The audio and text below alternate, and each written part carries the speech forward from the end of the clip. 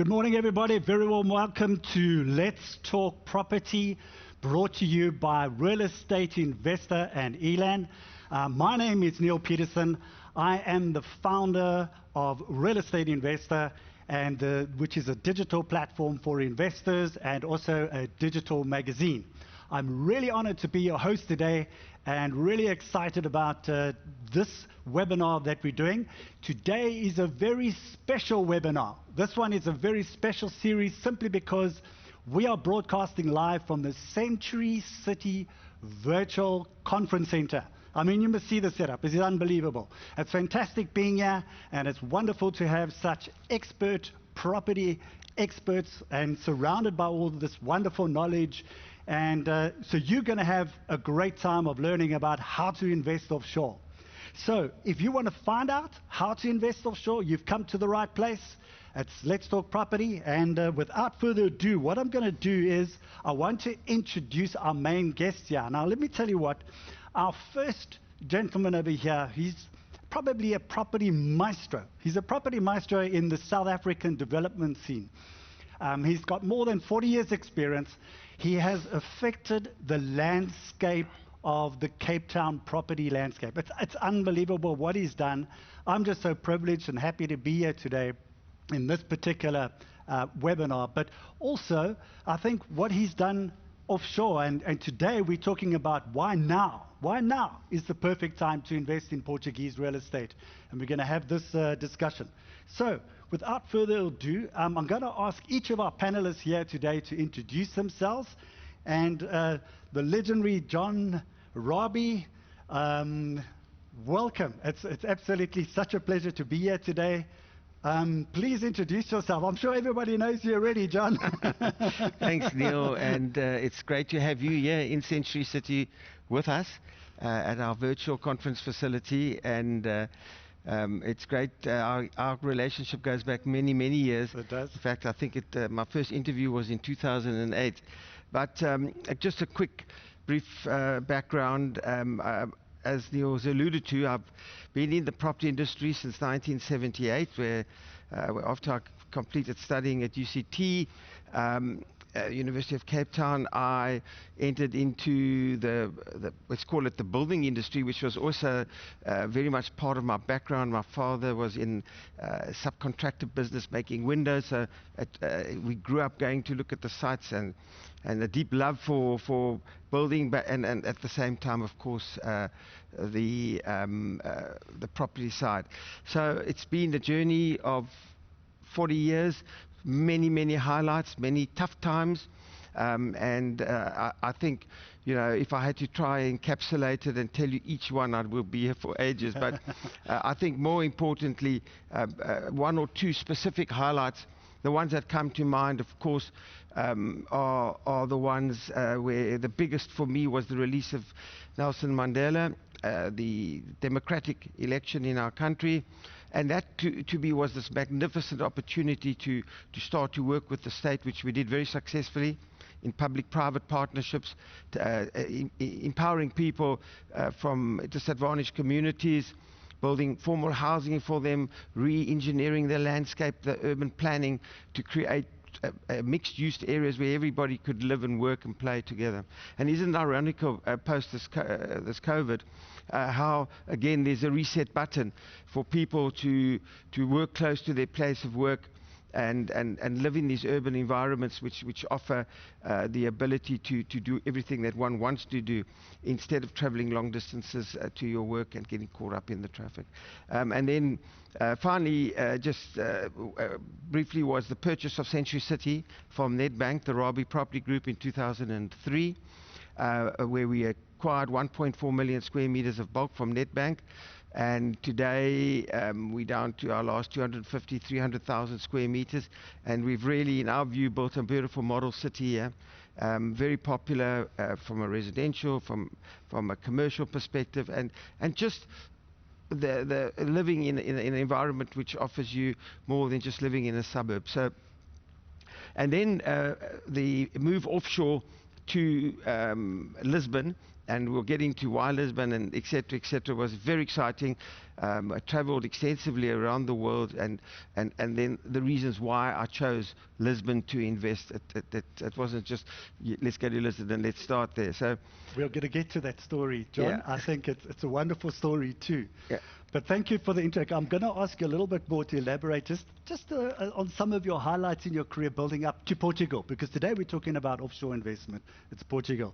So I'm going to call in our other panelist. He's sitting in Johannesburg, and it's Malcolm Lobben. Malcolm, would you introduce yourself to the audience, please? Thank you, Neil, and great to be sitting with you and Johnny and Brad, and lovely to meet your subscribers and your support base. I can't brag anything like the illustrious career of Johnny, nothing like it. I'm a dull, boring accountant. I started out life training to be one, qualified as a chartered accountant way back in 1978, I think, if memory serves. My career has been mainly in blue chip South African corporates. I was lucky enough to be involved at a reasonably senior level at Murray & Roberts in the 90s, when we did a lot of work together with Johnny and Leon Cohen and Robbie Properties, and we got to know one another. And as Johnny alluded to, those were very, very exciting times. But in a similar ilk, my real interest in life has always been infrastructural markets and property, and it's great that we could find a way to get involved in this very exciting venture, which we started some 18 months ago in Portugal. Wonderful. Well, it's wonderful. We're going to hear a little bit later from you, Malcolm. So great having you. Now we're going to go off to Lisbon, Portugal, and we're going to go live. In fact, there's a bit of a surprise a little bit later, but Bradley Parker is sitting there in Lisbon, Portugal, live right now. Bradley, please introduce yourself to the audience. Good morning, everyone. I'm sitting in Lisbon. It's very sunny and hot. I had a beautiful run along the river this morning. So I'm bragging to all of you South Africans that are in winter. But yes, I've been with John Rabie for the last 8-9 years with Signatura in Cape Town. And I have been living in Lisbon for the last 18 months and absolutely loving it. It's been a great adventure so far. The culture, the people, everything has been really, really great. Lots of change, obviously, but really, really enjoyed it. And I just want to thank everyone that's listening in today to hear about what we are doing and what we will be doing in the next couple of years. Thanks. Wonderful. Great having you, Bradley. And I know we're going to be going, oh no, I shouldn't give it away. We are going to go on site a little bit later. It's going to be live. So hang around for that a little bit later. Okay, and then of course I want to welcome you, the audience. We mustn't forget about you. We want you to be interactive, because you'll see below at the bottom of your screen there's a Q&A and a chat box. So we encourage you to send your questions through to us, which we will deal with after we've had the presentations and the discussions with all the experts. So please just add your questions over there, and also periodically there will be a poll. So that will flash up on your screen, and we ask you to participate and to vote on that poll as it comes up on the screen. All right, so without further ado, Johnny, I think let's get back into this career, just some of your highlights. And you did allude to some of them earlier on, but leading to Portugal. So in other words, where you came to now and what led to Portugal, this exciting development that you've done. Yeah, thank you. Thanks again, Neil, again to the viewers. I think you know, for me, what changed the way property it was being put together, and the different uses changed for me in the early 2000s. I had been traveling extensively to Australia, where my parents lived, and I had seen what they were doing in the mixed-use vein, whereby they were bringing together the commercial aspects, the retail aspects, and the residential to provide these areas and communities which were thriving.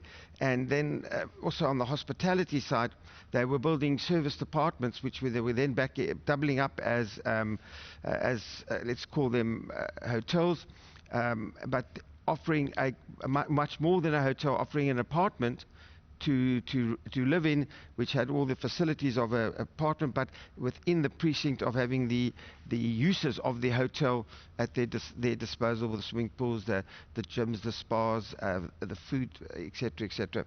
So from that, we saw Cape Town in 2008, 2009, just post when the world collapsed financially, that is.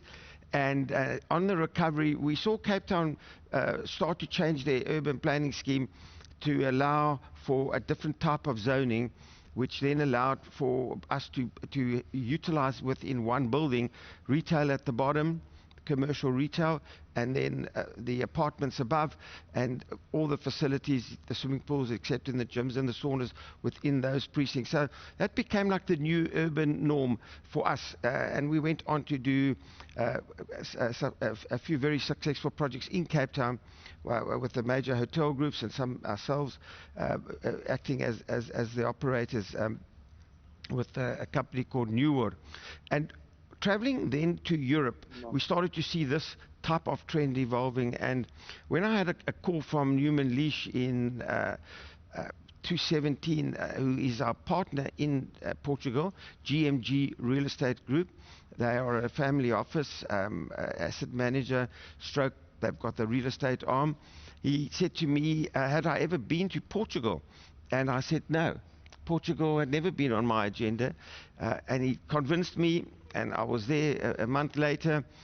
And the minute after a week or spending in Portugal, I knew out of everything that I'd looked at abroad, and that encapsulated the US, Australia, as I mentioned, parts of Europe, that Lisbon specifically, but Portugal was as close to what we were doing back home. In other words, the zoning, the planning, what the buildings look like, the uses. And Newman had acquired this great site in a suburb called Amarante, right in the middle of Lisbon, prime site. And once I'd seen that, I thought, we're on. And that's what started the journey to Portugal. And so far, as we travel into Lisbon, and you get to see and understand and know, you'll see what are the great benefits of Lisbon, and why we're so excited about putting our brands and our names together with the GMG Property Group in Portugal. I must just mention before we move on, we have an office in the Avenida da Liberdade, and that forms the base of where we operate from. Wonderful. I mean, Lisbon's a beautiful city. I've been very privileged to be there myself. So when you talk about it, I've got the picture. It's wonderful. Just fundamentally, is there one thing or a couple of things that stand out between the Portuguese development landscape versus South Africa? Is there something that... Yeah, there's very similar ways in which the interpretation of rights are understood in Portugal and in South Africa. So the buildings are similar. The materials are similar. Portugal, they built to a very high standard of quality, and that impressed us. And the professionals are highly skilled engineers, architects, etc., etc. So in that way, there is great similarity between the and again, as I said, from an urban renewal perspective and an urban planning, it just fitted perfectly for us. Wonderful. Thanks, John. I'm gonna call in Malcolm. Malcolm sitting up in Johannesburg. Now, Malcolm, big question. I mean, why should people be looking at offshore property investment now? Now, I believe whether markets are good or bad, it's always a good idea for diversification, etc. But maybe why? Tell people why, and then we can get into, versus all the other asset classes. Can you maybe share that with us? Thank you, Neil. Yeah, I think that question is an important one. We don't, and certainly I don't hold out to be a professional financial planner. There's lots of people who are much more in the know about managing a portfolio, but I think it goes without saying that South Africa's economy is very small relative to the global economy. I think it's less than 0.5% of the global economy. And it would be, no matter what the macro environment looks like in South Africa, I think everybody's understood long ago that a balanced portfolio is particularly important. And as on the screen, the real question at the moment is the issue of currency hedge. I might just add that people that invested with us at the project, at our project Alex Living, 12 months ago, invested at 16 Rand to the euro. I see this morning the Rand's at 19 Rand 96 to the euro. So just in the space of 12 months, they've seen a tremendous benefit of that currency hedge.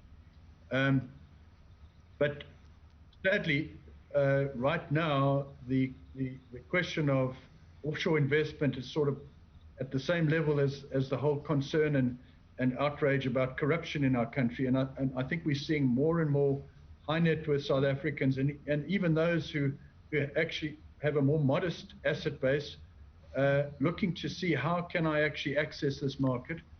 On top of which, there's the opportunity for the Plan B, which we're going to talk about at some length, Neil. Wonderful. Okay, John, let's get back into Lisbon. Why, we've touched on a little bit on why Portugal, why Lisbon, but give us maybe a feeling of people that probably haven't been there before, and to give them a taste of why they should invest.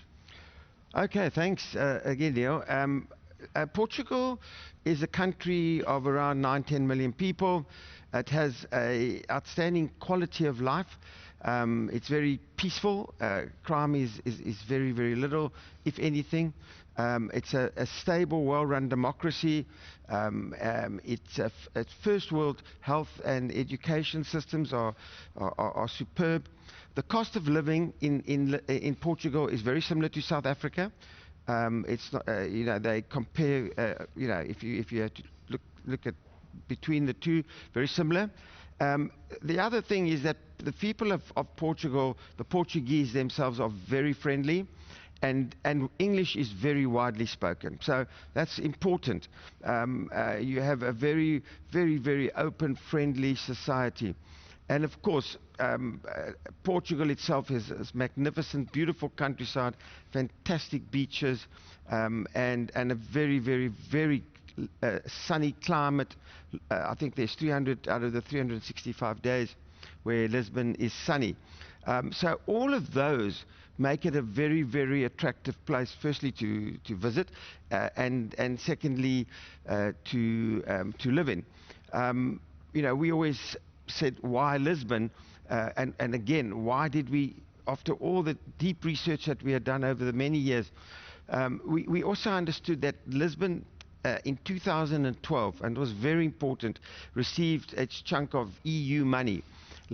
Unlike many other countries in the EU, Lisbon were astute, and they invested heavily in their infrastructure, and this was very, very important to what you see in Lisbon today. So your infrastructure works. You've got great highways. Your traffic systems work. You've got beautiful walkways and parks, and all the first world facilities are absolutely as good as you can get it anywhere. Wonderful. I wanted to just ask the prompters to take a slide a few back, because I'm going to ask Malcolm. I know we skipped the one slide which he was going to talk about why offshore property. I think it's very important, because why offshore property, and Malcolm, if you can maybe just take us through that, because I think this is a fundamental sort of investor reason. There has to be, what's the motivation for offshore property? You want to take us through that? Yeah, thanks. Neil, I think it's fair to say that we're living in very uncertain times. Trying to read the stock market, the equities market globally is a very complicated and an uncertain process. We know some markets in terms of high-tech counters have peaked at all-times high. We've got our own ex-South African Elon Musk, who's now catapulted himself into being one of the richest people in the world, etc. But for a modest investor to take money offshore, the question is, currently, how does one do it? And I think why we think the timing is so good right now is that property really is simple bricks and mortar. It's not subject to the vagaries of sentiment and a correction that we think might well come. For most experts, unlike, I don't pretend for 1 minute to be an expert, there could well be a correction post-COVID, whenever that might be. But bottom line is solid, far less risky, And then you're accessing two things: capital growth. As I said, investors who started with us a year ago have already seen a 20% improvement in rand terms following their investment 12 months back. And then income. You've got solid rental income, a great rental market based on the demand and the supply, the demand-supply gap in Lisbon, coupled with, very importantly, the cost of financing. We're going to talk about that just now. Correct. But you've got the special situation where your yields are well above the cost of funding.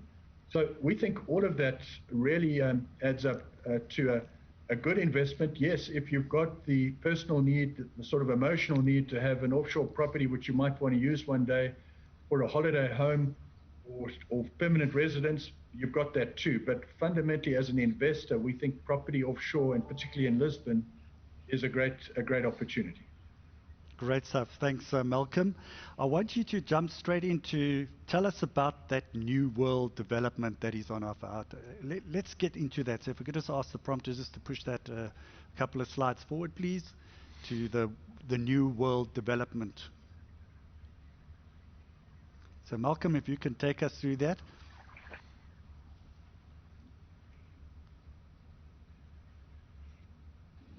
Okay, I'm going to, I know Brad's out on site, Neil, happily. I don't know if you want him to just have a quick chat. We're going to get to Brad just now. I think Malcolm, you should spell out what is available here first. And okay. You actually gave away my secret, Malcolm. I was going to do breaking news to everybody, and you've taken away the mystery and excitement. Well, maybe just take us through, and then we will bring in Bradley after that. Okay, so the slide is self-explanatory. It's a wonderful project that we've embarked upon. If we could just pull up that slide, 150 odd apartments, 2 separate buildings, which Brad's going to talk us through. 7 stories above ground and 3 levels of parking below ground. Very importantly, everybody gets a parking bay. Parking's at a massive premium in Portugal. And Portuguese are a bit like us. They all drive motor cars, notwithstanding that the metro system works incredibly well. I might just add that we're very excited about the formal decision just a few weeks back that the metro system is going to be extended, and we're going to have a new station arriving just outside our building in the 3-year time frame, which is going to be wonderful for our investors and the users of the property, because they'll get straight from the airport on the subway to our property. But we have, as Johnny explained, we have the typical mixed use environment where we've got the gyms and the 2 swimming pools and 1,340 odd square meters of retail space underneath, which includes, we haven't yet selected the tenants, but it's going to be an important call for us in the next 6 to 12 months. As we move ahead with the development of this project. And lovely landscapes, wide pavements, cafes underneath our building. So that's the exciting 90 million euro business project that we're busy developing in Portugal. Wonderful. Now we get a live crossing to Alex living in Lisbon, in Portugal right now. We're going to go to Bradley Parker live on site now. Bradley, are you there? Did you run quick enough from your office? Bradley? I am here, Neil. I am. Can you hear me? Yes, I can. We can hear you.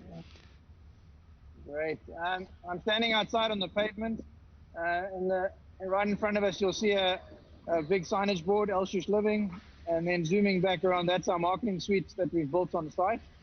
In the past in South Africa, we used to do a lot of show units and marketing suites, and they've always worked very well for our clients that can come and see and touch and feel. Obviously, the last 4 months haven't been a lot of people traveling, so it's been a bit slow. But we're very happy here in Portugal, the way they've handled COVID, and things are definitely picking up nicely. And if anyone ever wants to pop over to Lisbon, we obviously will welcome you all to come and have a look. I'm going to just quickly now walk through the marketing suite. I'll zoom around as I'm in there, but just before I go in, I think it's important to note the finishes that we're doing in our apartments. Timber floors throughout, there will be aircon throughout, double glazing is also throughout.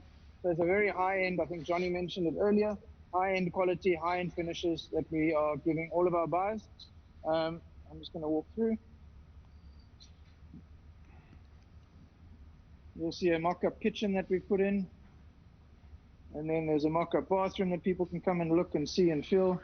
We've obviously created a VR station, which is very important. Obviously, with the time that we're facing at the moment, we're doing a lot of online sales, but it also helps to have people here with the headsets and come and see and have a feel of what the apartments look like. I'm now going to walk through the marketing suite. We've just got a bit of a sales office. And the big surprise is a viewing tower that we've built so people can come and see. And I promise you, I don't stand here all day watching them build. I've got other things to do, but it's great to watch the progress. Sorry if it's a bit loud in the background, but No problem. actually happening in the basement. So there's lots of action on site. Just to explain, as Malcolm mentioned earlier, there's actually 5 blocks, starting right in the bottom corner is E block, working all its way back to where I'm standing here, which is a B block. And if I zoom a little bit around, that's where you'll enter the basement. You'll drive through. There's another site I just want to quickly zoom up on. That's not us, it's A Tower, it's another developer. But the synergy with them has been great. We also have the same architect, and we're also using the same contractor, which has really helped us from that point of view. And if you just look in the background, just to give you a bit of location, those are the Amarairis towers. There's an Amarairis shopping center, and there's office parks above. I'll zoom back around. You'll see a big open piece of land that's earmarked to be developed by Novo Banco, which is one of the largest banks in Portugal. This road that runs all the way down here, if you go 2 minutes down to the set of robots, you either go left down towards Avenida da Liberdade, where we have an office about 1 kilometer from here, or you jump on the highway and go to the airport within 15 minutes, or you jump right and you can go to Cascais in 20 minutes, or Porto North, 3-hour drive, or you can go to the Algarve within 2 hours, 2.5 hours drive. So Neil, that gives you a little bit of a feel and touch of what we're actually doing on site. Wonderful. Bradley, just a question, just with regards to, COVID. I mean, obviously during lockdown, I assume there was nobody on site for a while. How long has everybody been on site just after that? Well, actually not. Portugal handled it a little bit differently. Oh, they wow. allowed the construction industry to continue. Yeah. They put very strict regulations in sight from a health and safety point of view. But what they decided in Portugal, they were very pragmatic in the way the government approached it, is they allowed certain sectors to continue because they know that it provided a lot of work for people. So there was definitely a slowdown in productivity, and it was very hard negotiating a contract over Zoom. But it came right, and the contractors here have been on site now for roughly 3 months and are well on schedule at the moment for finishing end of the first quarter of 2022. Wonderful. No, thank you, Bradley. I think it's wonderful just to get that whole vibe of what's happening on site. I think there's no better excitement than actually seeing a structure go up. Wonderful. Okay, so there's going to be some details. Those of you who probably want to respond and want to find out a little bit more information, there is some contact details that's going to go up onto the screen now. So, so if you'd like some more information, there are the contact people. Malcolm in Johannesburg and in Cape Town, there's the numbers. And in fact, there's also a link, I believe, on your screen, which you can click on the link if you are interested in getting some more information on that. Okay, Malcolm, we're going to go back to you. Let's get a little bit more into the detail that you alluded to earlier on in terms of the investment. How does it work? The finance, how does it work? And maybe you can also touch on some of the tax implications. Do you want to talk a little bit about that? No, thank you, Neil. The finance situation is, and in fact, all the different services that our clients need, we've had enough time in the country to really assemble best-of-breed service providers to support our clients. But the most important, one of the most important ones is obviously the question of accessing end-user finance. Our investors who are buying apartments for 650,000 euros and less, we're offering, and it's included in the purchase price, a 4% rental guarantee for the first 2 years, together with a furniture pack. So they buy into an apartment for, let's say, 550,000 euros, they know that for the next 24 months, Brad just mentioned the date, first quarter 2022 is when we're going to complete this project. So for the 2 years thereafter, on transfer of the property, we provide a 4% return guaranteed by us as the developers. And in the purchase price, your apartment's good to go. It's ready to be put out to rental. No extra spend on furniture, etc. We do then the hands-off property management for you.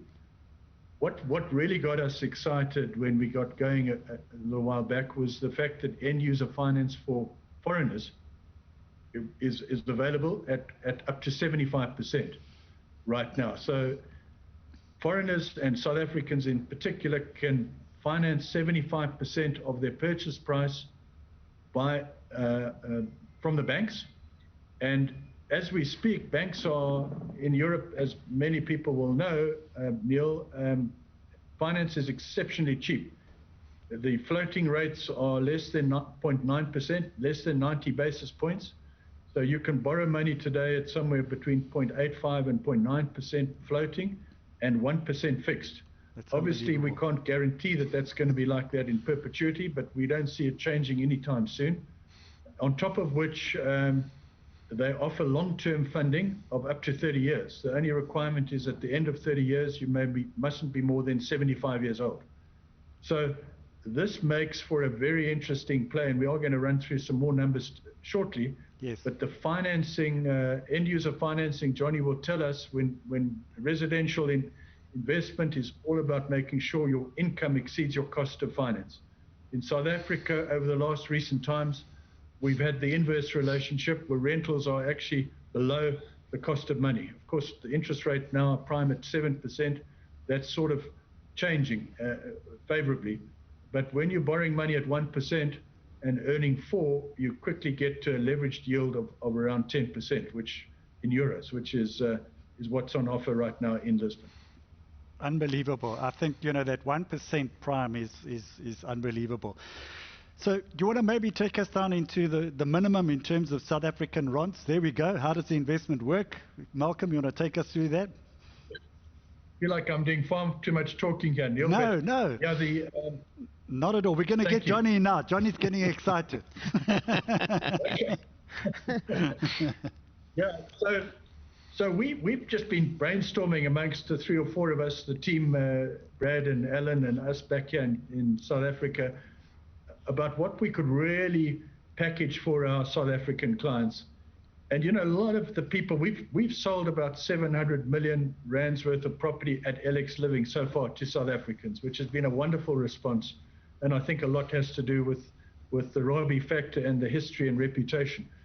But we've been playing around with some thoughts, and this discretionary allowance, which is available to folks of R1 million per person or 2 million rand per husband and wife per annum, is one opportunity to take money offshore every year. And then, of course, there's the foreign investment allowance of 10 million rand per annum.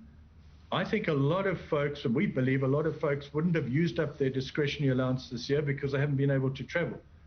So one of the thoughts that we think is there's a great opportunity now for people to utilize that offshore allowance, bring it offshore, and access 10 million rands, because at 2.5, that's the 25% of a 10 million rand, which right now at 19 rand 96 to the euro translates to an acquisition of around 500,000 euros. So that's wonderful. There you go. You're getting your 4% return. You can borrow the balance of 7.5 million in 18 months' time when you take transfer of a unit at current rates of around 1%. That means, and this is the interesting little bit of arithmetic, you're really making profit out of the bank, because if you take a 7.5 million rand loan, where you effectively the developers are going to offer you a 4% return on that 7.5 million investment, but you're borrowing it at 1%, the spread is 3% on 7.5 million, which happens to be 225,000 rand per annum. So here we go. Invest 2.5, borrow 7.5, you end up with a gross return of 325,000, being the 225,000 on that spread using the bank's money, and the 4% on the 2.5, which is an additional 100,000, gets you to the 325,000 Rand per annum mark. This is, I think, what makes this a really exciting option. That 325,000 gross is around 13% on the 2.5 million. There are obviously some costs associated, which will come off that 325, but you'll end up, after paying for rates and taxes, after paying for your levies, at an above 10% return on your 2.5 million, not to mention the currency hedge and the opportunity for capital growth in the underlying investment. Well put, Malcolm. I think that's what you were saying. With that visual that we're seeing right now, they call that the money shot. And I think that last slide that you just showed really is where the investors get the real returns. In fact, that's where it all is. That's where the opportunity is. Now, John, I want to bring you back in here because, you know, you've been very quiet here next to me and we're sitting in the studio here. So first of all, tell us, you've had great success so far. How many units have you sold so far? And you know, it seems that you've got incredible following in South Africa through all your other brands as well. I'm sure they've followed you there to Portugal as well. And tell us how many have you sold and your following. Yeah. Okay, thanks, Neil. What happened here, we launched this in May of 2019, and it's a big development, as you can see. It's 149 units, but it's got a lovely mix and it's well priced. We always are going to be selling at below what our opposition are selling at. We normally 15 to 20% below, and we were able to offer incredible value at Alex Living in the initial launch. We had a launch in Cape Town. There was no COVID in those days, so we could have 500-600 people at our launches. And over the period of the next couple of months, we had sold around 100, between 90 and 100 units. And those were the majority of people that had interacted with us, were on our databases, or we knew who were interested. And then post that, we around 110 units at the moment, and now we're starting to really climb into the Portuguese markets itself. Portuguese are very, very cautious people when it comes to property. They won't buy property, very different to South Africa, off the plan. They want to see the builder on site. Who's the builder? What's his track record? And only then will they invest. We also are getting now a lot of traction from Brazil, which is a major market for Portugal, and then of course the UK, and then the whole lot within Europe. You know, Algarve and Porto and Lisbon are very, very popular. I just want to allude also to the fact that Lisbon has a booming tourism industry. Now, obviously, I'm talking pre-COVID. You know, they've had year-on-year increases in growth, though, that are staggering. People coming to visit Portugal. It's a great country to visit, but also through the big cruise liners.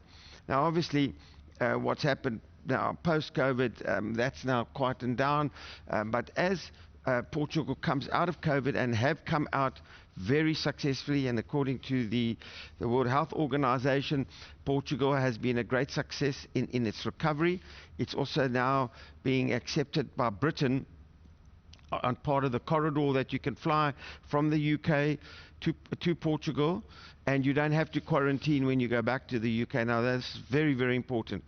We also know that in the UK you've got British passport holders who've got, and post, of course, now the situation in the UK, will also be looking for an EU passport. So there already is opening up new markets, and anywhere in the globe where there's been trauma, like we can, for instance, we know in Hong Kong we have a large demand from the Chinese buyers, and looking for Portugal, and then the Russians also fulfill a large market. So it's a global space, and that's what interested us right in the beginning. So we're currently selling now to people from all over the world. And again, as soon as Portugal's airports are open, and as soon as the world slowly starts to climb out of the COVID situation, and hopefully there's a vaccine in the period ahead of us, So Portugal will react quickly.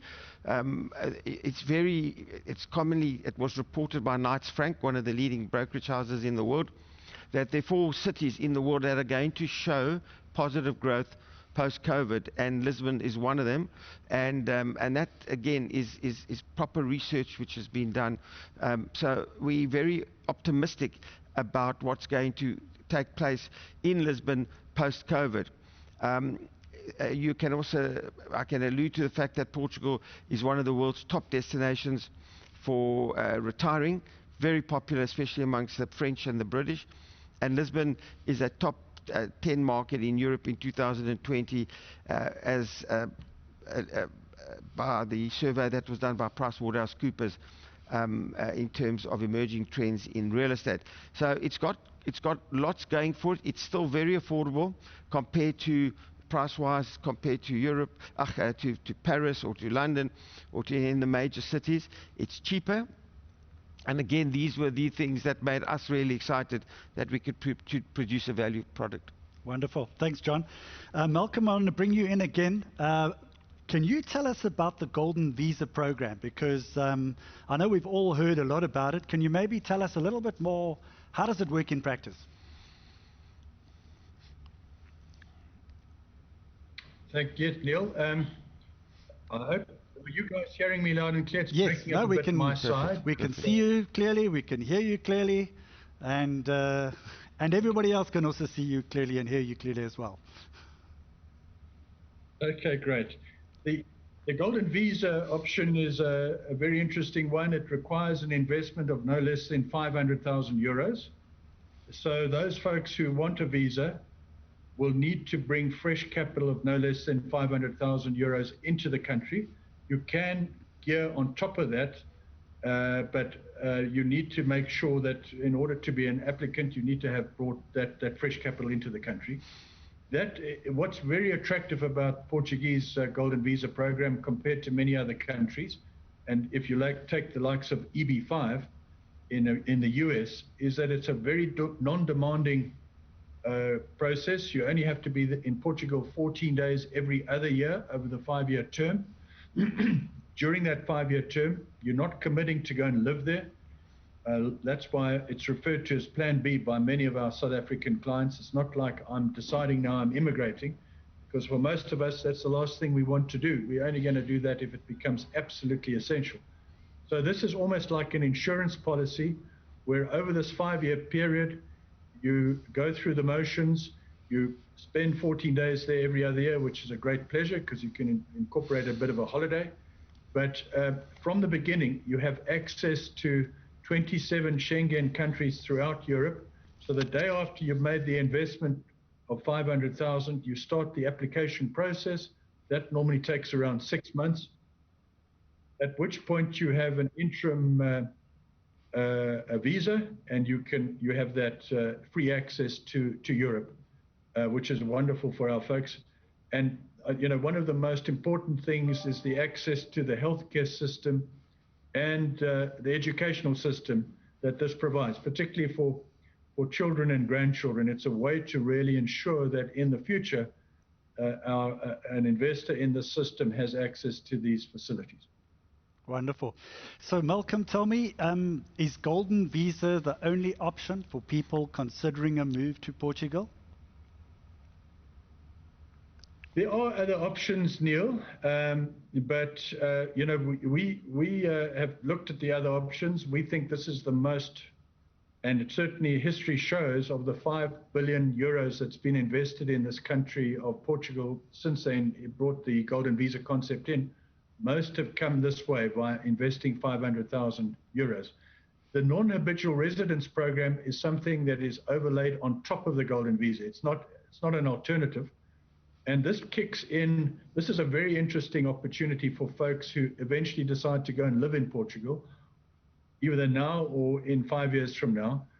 And why we just wanted to share this is that it provides a tax shielding and tax planning opportunity for people to consider, and we've assembled all the right expertise to assist our clients in this process. But fundamentally, it means that over the first 10 years that you've now, if you take a guy like Brad, who's living in Portugal, he's earning a lot of money, as you will expect.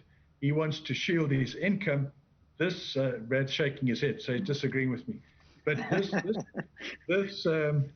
this non-habitual residence program allows new immigrants in Portugal to do two things. One, to shield their offshore income. So your income that you're earning in South Africa from fixed property, from dividends, from whatever else, will only be taxed in the country of source, being South Africa, will not be taxed in Portugal. Zero tax for 10 years. It's not brought into your Portuguese tax return. That's the first benefit. The second benefit of the non-habitual residence program is the money that you actually earn in Portugal gets, subject to what type of discipline you're involved with, what they call high-value professionals. That income gets taxed at a maximum marginal rate of 20%, which is a wonderful windfall for that 10-year period. If you look at the marginal rate in Portugal, personal income tax, it's not that different to South Africa. It's around 48%, a bit higher than here, but you pay the 20%.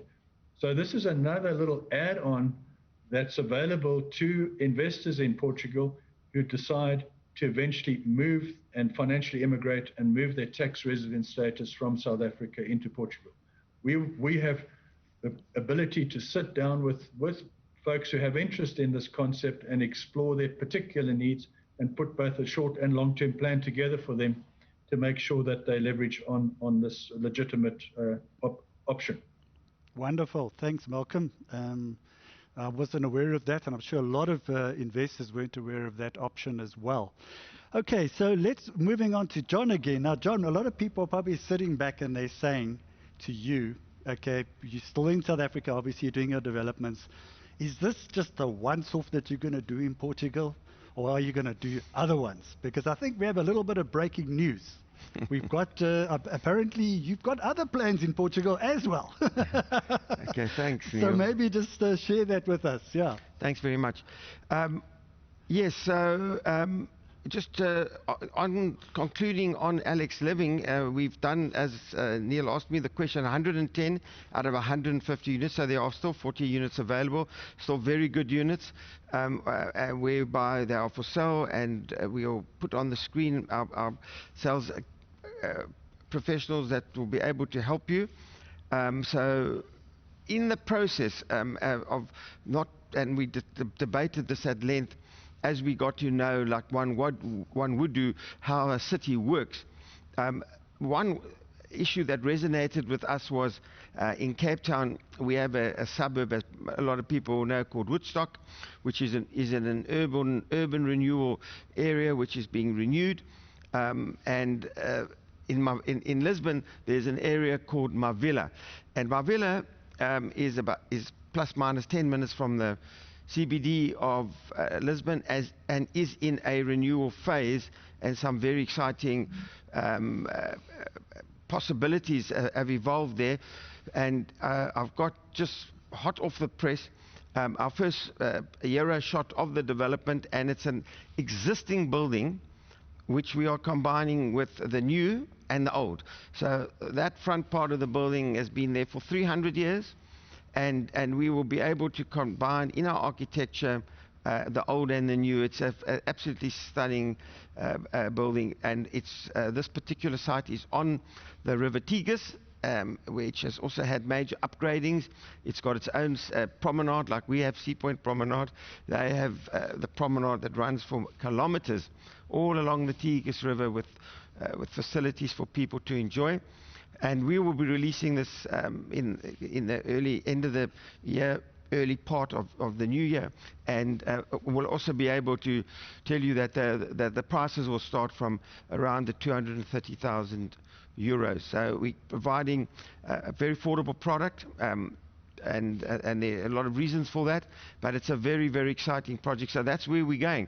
And that will be our second project. Wonderful. In Lisbon. Fantastic, John. But let's get back to Alex Living. We've got some questions coming through that I want to deal with, that I want to ask the panel. First of all, there's one that's come through for you, John. How differently did you approach your development in Lisbon compared to your developments in South Africa? I know you did touch on that a little bit earlier, but maybe just probably elaborate a little bit more. Well, I think, you know, a lot of the similarities resonate with us, and in that whatever we were doing here, we could do in Portugal, and they made a lot of sense to us because it was very similar. So, in other words, a simple thing like the actual mix of the project, they don't have call it 1 bedroom, 2 bedroom, and 3 bedroom. They call it T1, T2, T3. The units are very similar. It's a little bit bigger in Lisbon. The way that the buildings are designed, because of the beautiful climate, you live out on your balconies. Your public spaces and your places of interest where you can get to, where you've got the vibey cafes and living on the sidewalks, are all prevalent in these in Alex Living. I mean, you're right. Alex Living, I would say, if you wanted to compare it, it's like being in Sandton in Joburg, or it's like being in De Waterkant in Cape Town. It's right in the heart. You've got the 3 big 5-star hotels around you, which is the Ritz, and the Sane, which is the big 5-star Spanish hotel.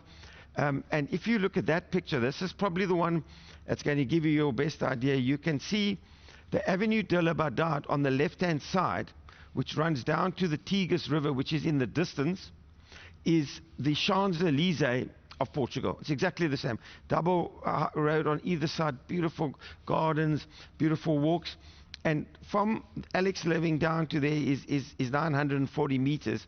And where Alex sits at the, as Badri alluded to, if you just get in your car 5 minutes to the left, you go up to Porter, and 5 minutes to the right, you go down to the Algarve. You're very, very well situated. And with the new metro coming right alongside our site, you can get to anywhere in Lisbon very quickly. Lisbon is not a city, it's a small city, 500,000-600,000 people in the city itself, not including its suburbs that obviously make it into a city that's around about 1 million. And therefore, all of those things, everything's accessible, and that's what makes it so special. And our selling prices at Alex are very, very competitive because there's very little land. This was a unique site that was owned by a family. Luis Figa, the soccer enthusiasts would remember the Figas, being a great Portuguese footballer. And that site had been lying in disrepair for a long time until we acquired it. But what it did do, it allowed us to put under basement parking, which you don't often get in Lisbon. So it immediately struck a chord why it was so similar to what we were doing in Cape Town. Wonderful. Question for you, Malcolm. Do you have a team to assist everybody out there with the golden visa application or with the other option as well? And I think I'd like to make it more generic because, you know, let's put it, because it's so important to have service providers on the ground and to have contact people, because I think we tend to find in South Africa there's a lot of people that sort of fly in and fly out, whereas you're on both sides of the world. Do you want to maybe, first of all, with the golden visa application, do you have a team on that? Neil, we've identified what we call best-of-breed service providers. So we've got 2 or 3 service providers that we recommend to our clients. We've negotiated what we think are very competitive fees with them. And our job is to understand the need, at the right point in time, connect the client with the Golden Visa service provider in Lisbon. Brad and the team and his team in Lisbon get actively involved in that process as well. So we haven't tried to be all things to all people. We focus on our core skill, which is developing property. And we've assembled that team of folks around us. Our partners in Alex Living, Johnny talked about GMG Real Estate, is our JV partner. They've done €1 billion of development in Europe over the last number of years in countries, in cities including Frankfurt, London, and more recently focused on Portugal, also in Geneva, where they're based. And then Skybound Capital are also a very important partner of ours. They're originally Cape-based in Cape Town, but offices in the right places, London, Hong Kong, Australia. They look after €1 billion of assets for high net worth people, and they've been a long-standing strategic financial partner of GMG Real Estate. So those are our development partners. On top of that, though, when it comes to the Golden Visa, we've got very competent providers in Lisbon. We connect our clients with them via a Zoom discussion, WhatsApp phone calls, etc., and make sure that our clients get properly serviced and their needs get attended to. Wonderful. Bradley, are you still there? We've been very quiet. I know that being on site and baking in the Lisbon sun, I'm sure that you're having a good time out there. But we've got a question for you, Brad, before we get up to the wrap-up. We are coming to the end of this particular webinar. So question for you, Brad, are you there? Yes, I'm here. Great, wonderful. Question is for you. How do planning processes in Portugal compare with those in South Africa? And how quickly are developers able to execute their timelines relative to conditions in South Africa? So any South African viewers will know that you have what you call bulk rights in South Africa, and generally that takes quite a while to get. Now in Portugal, that takes even longer to get. So often when you buy your sites, you have to get bulk rights in place beforehand. So often what we do and what we've looked at in all of our projects so far have got those rights already, because it can take between 3 to 5 years to get them. And then the normal procedure of submitting your plans, etc. There's a lot of synergies. Johnny mentioned it earlier of Cape Town municipality and the Portuguese municipality. We have the right contacts, the right people to speak to. We've got project managers, architects, everyone that drive that process. So yes, there are times that we have to sit and chase and phone and email and push, but it's not that different to South Africa at all. Okay, so what I'm going to do, I'll ask you, Brad, is also just your closing comments. Leave somebody with your parting shots going forward in terms of investing in Portugal, specifically with Alex Living. Given that you're living the lifestyle in the city and that kind of stuff. But leave us with some takeaways for our viewers out there. Yes, I think having lived here now for 18 months, I've experienced the city, and the metro works extremely well. The transport system's amazing. The safety that you feel here is incredible. The people are amazing and welcoming, and even just our colleagues that we've met, made friends with them and met a lot of people. I live about 1 kilometer away from Elsie's Living, and so very close and know the area very well. And it's a great area to live in. From a return point of view, mentioned it in the presentation, rentals are hard to find. We struggle to find an apartment to rent, and it's not cheap to pay rent here. And so I think from an investment point of view, your return you're going to get down the line is great. So jump on a plane when it allows and come and visit us, and we'll welcome you with open arms. It will be great to see you in Lisbon. Wonderful, Brad. Well, I hope to see you there as well soon when they open up the international travel laws. All right, so Malcolm, on your side in Johannesburg, do you want to leave your parting shots for everybody out there, your last words?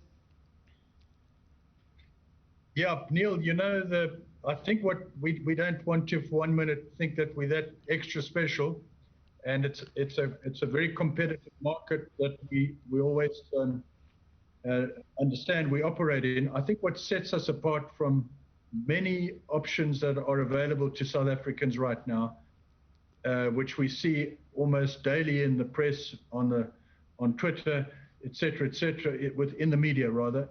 What sets us apart is that we're not an intermediary. Your viewers are seeing firsthand Johnny and the fact that he's heading up this project based on many years of property development in this country and elsewhere. Brad is on the ground with a team, working with a team full-time, heading up the project in Lisbon with a great background and experience of doing this. We really are the developers. We're not the intermediaries. And I think that's been quite a sort of a departure point, which has meant that we've had a wonderful response. But we're looking to engage more and more with people who have interest in in both a good investment and the residency option. We know it's not a one-day game. We love to talk and understand and come up with the right solution, because everybody's got a different requirement based on family, parents, children, grandchildren. We look to find the best solution that's going to fit for that family, and make sure that our client really, we hold your hand and help you make this big decision. Excellent. Thank you, Malcolm, for ending off on that. And we're going to end off on the high note from the Maestro himself. Johnny, your parting shots for everybody out there. Thanks, Neil. Sure, I could travel the world with you, mate. I think I'd just like to leave this thought with you. We researched offshore property for many, many years, and we really believe where we are now, we want to be, and we're in the right spot where there's very good growth ahead. Portugal's going to grow. Its tourism, as I've alluded to, is going to go into another realm. So, and we've invested in that project, and that should give a lot of people comfort. We've got a very strong development team, as Malcolm's alluded to there. We've got people on the ground who are partners with GMG, our Portuguese GMG partners, and we're working closely with them. So we've got, we believe we're doing it as close that we could do it to what we are accustomed to back home. And we stand by this product. We think there's lots of upside. Wonderful. Well, that ends the show. Our time is up, and it's been a wonderful discussion. We could have been chatting for another hour. So I just want to thank you, the audience, for joining us today. And for those of you that perhaps missed this webinar, we do post the recording on the RE IMAG website. It's just under shows. Just click under webinars, and the webinar will be there under Let's Talk Property. And so we will be putting it onto our social media pages and also on our website, and of course also onto the Alex Living. The next steps, there's contact details. I encourage you all, for those of you who have got an appetite to invest in Portugal, into the Alex Living, we've heard all about it. We've seen all the advantages. Please contact these gentlemen. There's also links. There's links below. Click on the links, send the email, or make the phone call. The numbers and the details are all up there. And that ends our show for today for Let's Talk Property. It's wonderful all having you. It's fantastic. It's wonderful having you, Johnny. And thank you for hosting us in this incredible virtual conference center here in Century City in Cape Town, which you also had a hand in as well. So you really are making an impact everywhere else. So thank you all for joining us. And it's Neil Peterson from Let's Talk Property signing out.